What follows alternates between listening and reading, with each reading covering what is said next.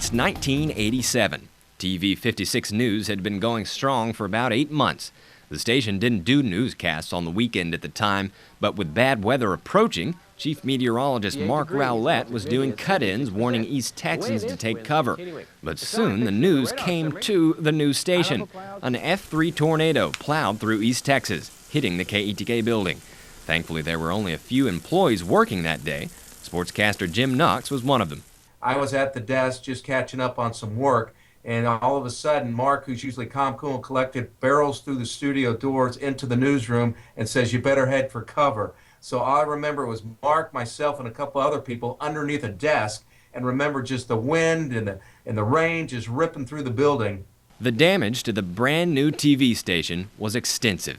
After hiding under the desk for a while, Knox says while Mark Rowlett was trying to get back on the air, he was anxious to get out and see some open space. I just remember getting out of there and driving through Jacksonville and just seeing the devastation and what the tornado did to a number of those houses. According to Rowlett's bio page at his current station, KETK was off the air for 3 days. KETK anchor Leslie Roberts had just gotten married the night before. Most of her co-workers had attended her wedding. She was just glad there weren't many people working that day.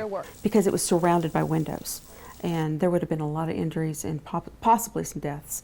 Nowadays, Scott Chesner is the man in front of the green screen.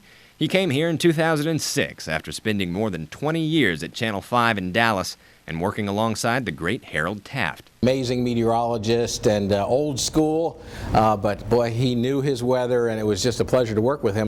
With the most powerful local Doppler in East Texas, Chesner says he's had some interesting times here over the years, from big floods in 2007 to record drought just last year in 2011. You can go from one sort of weather to another very quickly here in East Texas, and so every day is a little bit different, and some days are really different. Something that's changed a lot since Scott's been at KETK. Now the viewers are a huge part of the weather forecast through the wonderful world of social media.